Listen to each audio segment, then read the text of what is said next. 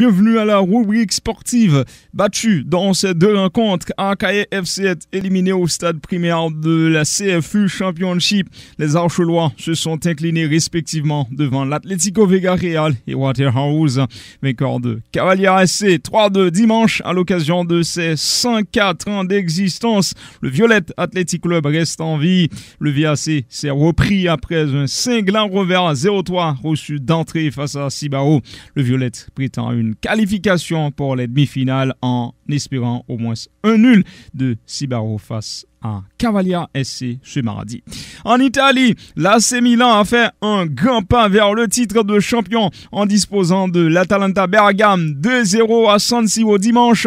Le club lombard aura besoin d'un point pour ravir le Scudetto à l'intérieur. Vainqueur le même jour de Cagliari 3-1. Ce sera le premier titre du Milan depuis son sacre en 2012. Rafael Leao et Théo Hernandez ont fait la différence pour le Milan qui conserve ses 2 unités d'avance sur son dauphin interne. Un nul sera suffisant au club lombard pour être sacré lors de l'ultime journée chez Sassuolo.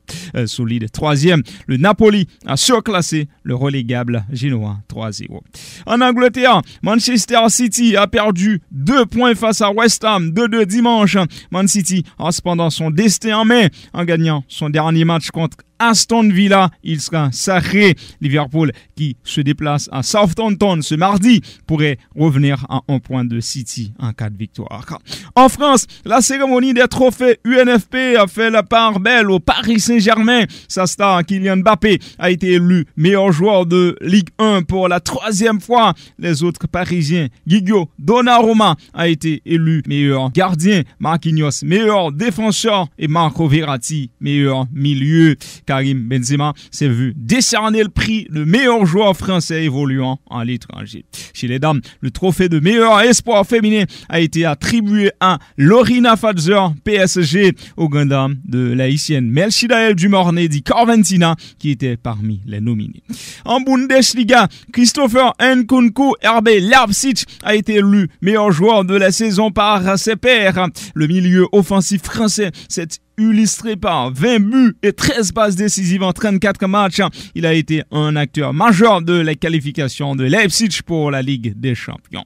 En Espagne, le Real Madrid et le FC Barcelone ont été respectivement accrochés par Cadiz et Getafe. L'Atlético Madrid et Séville FC ont également partagé les points. L'Atlético et Séville accompagnent le Real et le Barça en Ligue des Champions. Le club des Matelassiers a, dans la foulée, officialisé le départ de 2 de ses joueurs au terme de la saison en les rendant hommage au Ronda Metropolitano. Il s'agit de Luis Suarez et Héctor Herrera. Le Uruguayen débarqué du FC Barcelone il y a 2 saisons a fait ses adieux aux supporters. Sa destination n'est pas encore connue. Le milieu mexicain a lui aussi été salué. Il s'envolera pour Houston en MLS à la fin de la saison. NBA Playoffs, nous connaissons les affiches des finales de conférence. À l'ouest, Dallas rejoint Golden State.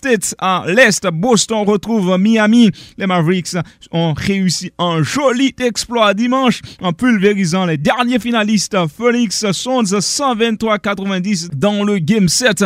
La franchise texane disputera les finales de conférence pour la première fois depuis 2011 et son sacre avec la légende allemande Dirk Nowitzki. Luka Doncic a marqué 35 points. Spencer Dinwiddie l'a parfaitement épaulé avec 30 unités. Les Mavericks défieront les Warriors de Golden State à partir de mercredi soir. Les Celtics de Boston ont réussi à s'offrir le scalp des champions en titre Milwaukee 109-81 dans un match 7 décisif, remportant comme Dallas la série 4-3. Sans Chris Middleton, Giannis Antetokounmpo 25 points, 20 rebonds, 9 passes n'a pas suffi. Jason Tatum 23 points, Grant Williams 27 ont brillé. Les Celtics disputeront leur 3e finale de conférence en 6 saisons.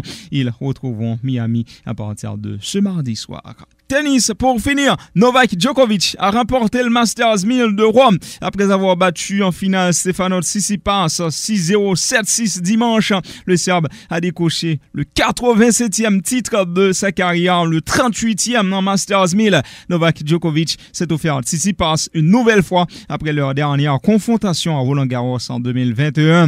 Le numéro 1 mondial revient ainsi à son meilleur niveau à l'approche des internationaux de France prévus du 22 mai au 5 juin. juin. Chez les dames, la polonaise Iga Swiatek est sortie victorieuse à Rome en expédiant en finale la tunisienne Ons Jabeur 6-2, 6-2. Elle s'est ainsi offert son 5e WTA 1000, son 2e dans la capitale italienne. Fin de la rubrique sportive. Merci de l'avoir suivi. Au revoir.